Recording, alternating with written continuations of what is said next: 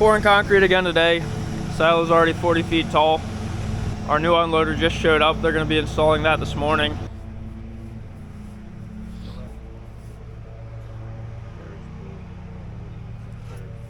They're going to start by putting the power cord in.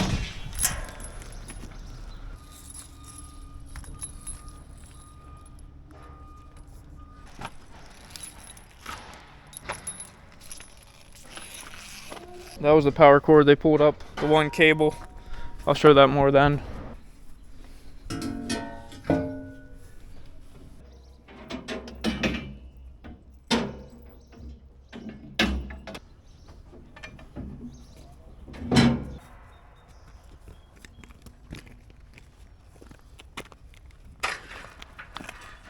This they call the collector ring.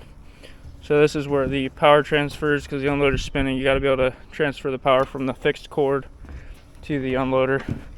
It's kind of a key part. He's going to start putting it together.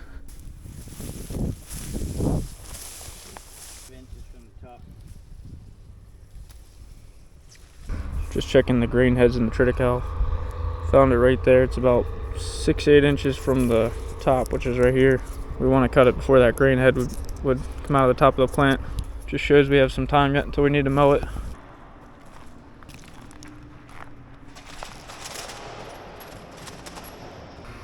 He got the wire attached to the top. Now he's bringing a cord down for the camera. We're going to be putting a camera up there on the unloader. We're just running that wire alongside the electric conduit.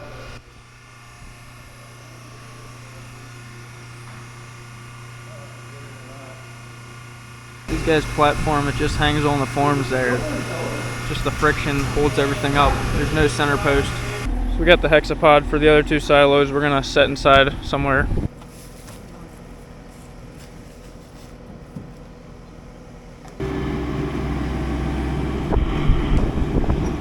These are all the unloader parts that go on the top of the silo. The silo builders are the ones that actually install those, so we need to have those beforehand. While they're working on that unloader, we're gonna start getting ready to put our conveyor up. It's gonna be going out through that wall. We're gonna get this wagon out of the way, get the sprayer moved. This is the conveyor we're gonna be using.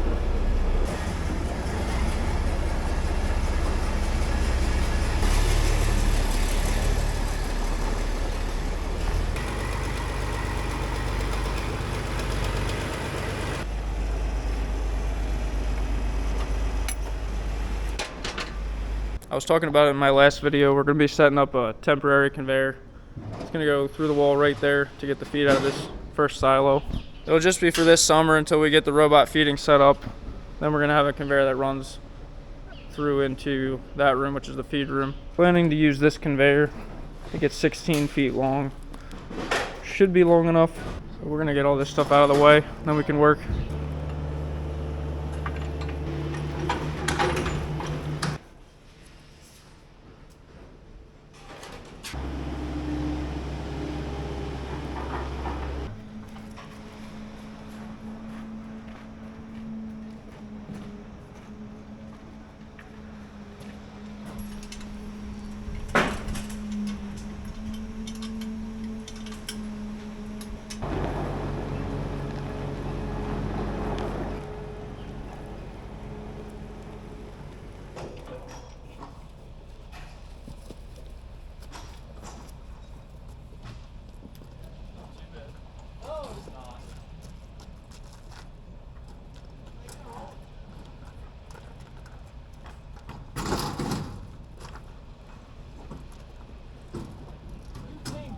You're right.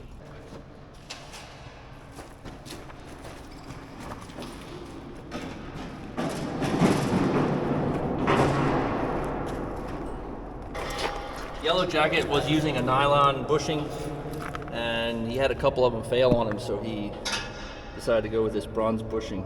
So it's oil impregnated bronze bushing. Okay. A lot more meat there than most. With that said, I didn't have any nylon ones fail yet, but he felt it's better to have this. This is the way he's going, so this is the first one I saw like that. And then where do you adjust for the winter time when? Right here. There's two. Yeah, all you're gonna do is adjust right here, 3/4 wrench, and that slides them in and out because these are. Do you have to loosen this? No, you don't. Just you won't these? have to. Yep. Okay.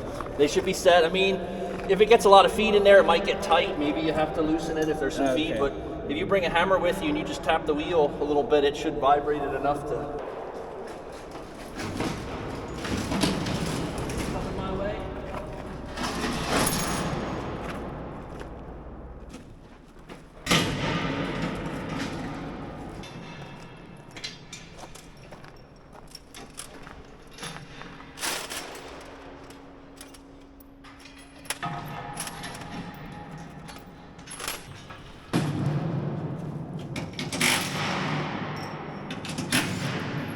Silo guys are still working. It's starting to drizzle now.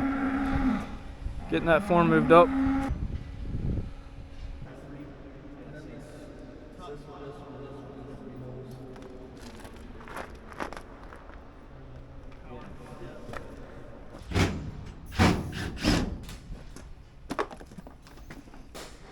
We're gonna take a couple sheets of metal off of this wall now, where we're gonna put the conveyor through. I gotta get a bigger ladder.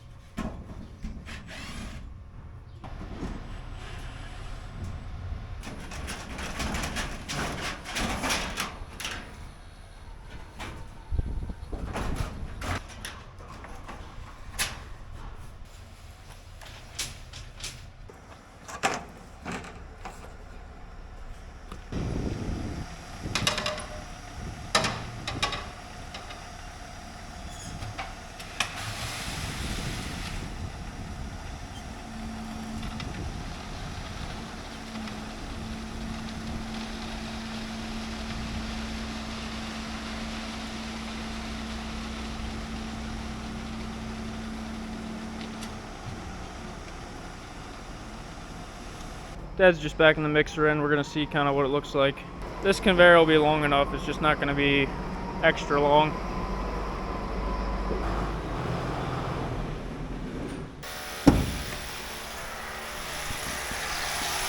You're on now. So that's the ring.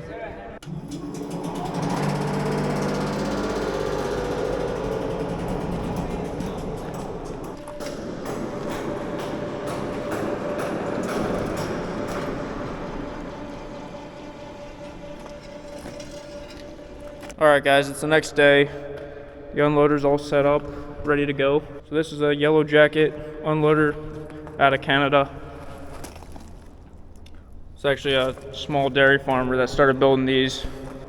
They're really well made and they should work well from what I'm hearing. So this is a ring drive unloader, and this ring is bigger than I'm used to. With our 20-foot silos, they have a smaller ring.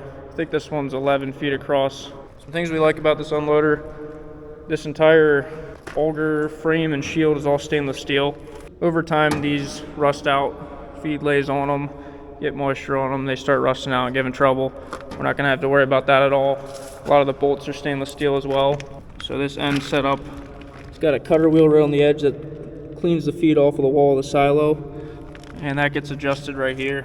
It's a real easy adjustment on these. You just have to have a 3/4 inch wrench to slide these wheels in and out. So the auger pulls it to the middle, then it has the fan, and there's a gooseneck that'll shoot it out to the side, out the door. So right now it's in the fill mode. So this is a center fill silo, so up top, feed's gonna come up right to the middle of the silo and shoot it down right into that glancer there. The unloader's gonna be running while we're filling, just to spin that. The whole thing will be spinning, but that centerpiece will be spinning with it. So it shoots the feed into a circle out towards the walls. That should give us better packing, more even packing of the silo, instead of the piles like our other distributor has. The nice thing with this unloader is it has an independent ring drive. So it's got this main motor. This is a 15 horse, 3-phase motor that drives the auger and the fan when you're running the unloader to empty the silo. And then there's a separate motor over here, right here. I think this is a 1 horse motor, maybe 2 horse, I'm not sure. This is independent, so the nice thing with that is when we're filling the silo, this one needs to be running, the big motor's off, and that'll just cause the unloader to slowly rotate around.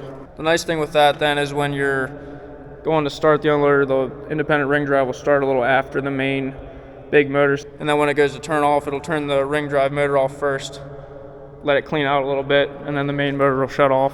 There's 2 switches right here. This little switch is for the ring motor and the main motor right there, so it's nice you can control that from the silo too. So once the silo is full and we want to actually feed out, we're going to pull that centerpiece off that sits right there out of the way, and this will just swing into place.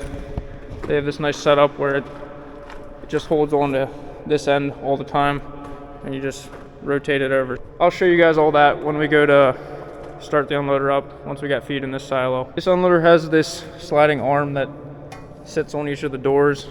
There's 2 different options. You can get one that chains. There's a chain on the cable that you would always chain out there to the door, and then you just chain the gooseneck up. This type is a little heavier, but it's a lot stronger. Helps keep the unloader sitting straight. When it's feeding out, it's going to be rotating, so it's going to be pushing against these cables and making it want to twist. So you got to have something to keep it from twisting the cables. This slides in and out, so as the unloader's feeding down, that pipe will slide out more. Until you get down low enough, you got to drop it to the next door. There's a couple features that are going to make this silo a lot nicer to deal with than the ones I'm used to. One thing, we put a camera right here. We'll have a monitor down in the feed room then, and we'll be able to see, make sure everything's working right. Be able to see out the door there when we need to move doors. And then definitely when we're filling, we'll be able to monitor it without having to climb up the silo all the time to make sure everything's rotating right. So this is a corded camera, so there's a cord that runs the whole way alongside the power cord. He tried using some wireless cameras before, didn't have much success with those. This is the best camera that the unloader guy that helped us out has found to work. So this cord then runs up the cable, and this is going to be another really nice feature. As the unloader's going up, it's going to fold up. It's got these metal rings that are fastened to the cord there, so it'll just fold up on itself the whole way up to the top. So that power cord's always plugged in. You don't have to worry about dealing with the power cord. That's something in our old silos. We had to pull the cord up the chute and then out each of the doors and hook it up. So as you're moving down the silo, then you have to keep unplugging it and replugging it in down the doors. He wants to get a switch for right here. We're missing a part. He just has this box there taped on, but that's one thing we're waiting on. He's going to get for it. We're working with Jeff's Farm Service. He's out of Pennsylvania here, not too far from us. I'll put a link in the description to his Facebook page. He's been selling these Yellow Jacket unloaders for a couple years. He's been really happy with them. He highly recommended it to us. It's pretty familiar to me. It looks similar to the Val Metal unloaders that we had at the neighboring farm. Then the winch is outside. The electrician was just here this morning, so this is good to go. So it's an automatic winch. Control box is right here, and we just got this little toggle to raise and lower it. So when we go to fill, we'll have to raise it the whole way up to the top, and then when we're feeding out, we can just lower it a little bit at a time. You can watch the amp meter. Eventually this will all be automated once we have the full feeding system in, but we had to set this up temporarily so we could feed out of this silo over the summer. Tomorrow Dad and I are planning to get that conveyor up, set it through the wall there.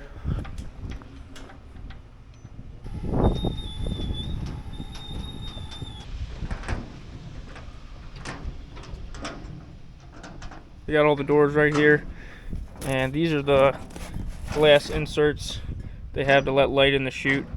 It's 4 inches thick, which is the same as the thickness of the concrete chute, so it's got glass on the outside and inside. These doors are all galvanized, and then this is cedar wood. I guess that holds up pretty well. It's not as quick to rot. Someone was saying on these big silos the wooden doors are the best option. They don't really recommend the poly doors anyway, so I don't really know too much about it. We didn't even compare pricing on that.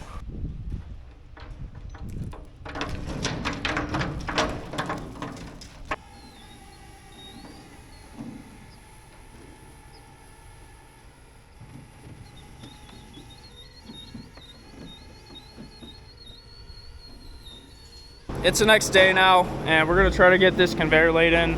This was a conveyor we had sitting in our old feed room to load a feed cart out of the mixer. Haven't used it for a couple years. We plan to use this then to load the hay out of the forage box into the robot feeder eventually, but for now it's gonna work for this silo.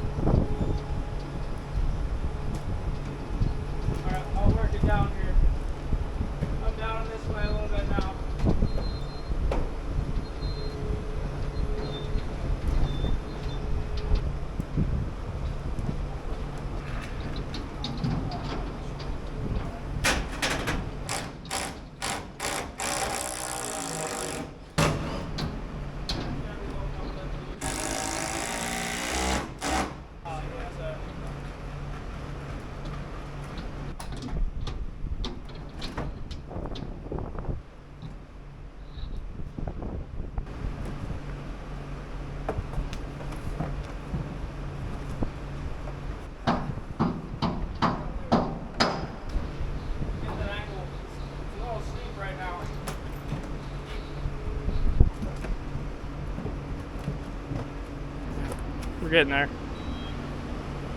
It's setting on one of these 2x that was already on the barn, and then we stuck this 2x8 here to support it as well, and attached it to this board. So it's kind of locked it in the middle here, and we're gonna get a chain wrapped up around the top too. That'll just help hold it. I'm gonna run this conveyor now.